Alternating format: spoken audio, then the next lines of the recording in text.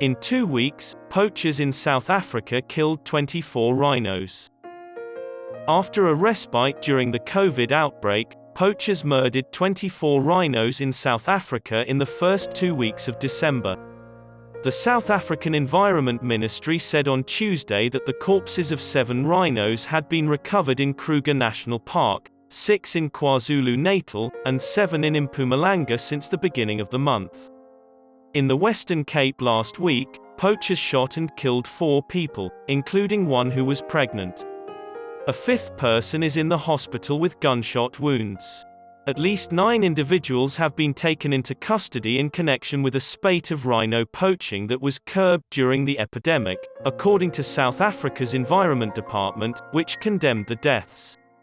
Official statistics show that in South Africa, which is home to the majority of Africa's rhino population, 394 rhinos were poached in 2020, down from 594 the year before.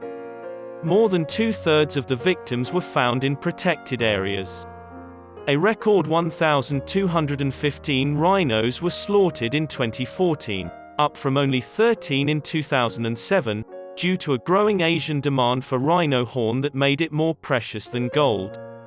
Many of the individuals who are recruited as poachers do it because they are desperate for money.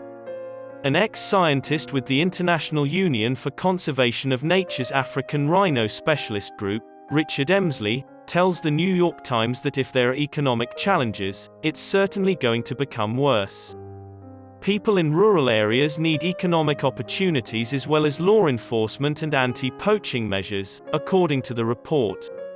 Travel bans, lockdowns, and the Omicron version of the coronavirus have decimated South Africa's tourist sector, a vital source of money for conservation that accounted for 4% of all employment and 3% of GDP before the epidemic. After Christmas and Chinese New Year, experts say catching poachers won't interrupt the cycle and that more must be done to combat criminal organizations and the growing market in Vietnam and China for rhino horn-based products.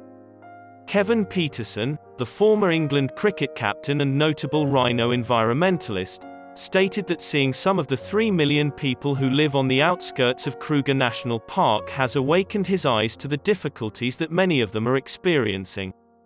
IUCN African Rhino subgroup member Kathy Dean, CEO of Save the Rhino International, believes that the decline in tourist earnings is likely connected to the murders.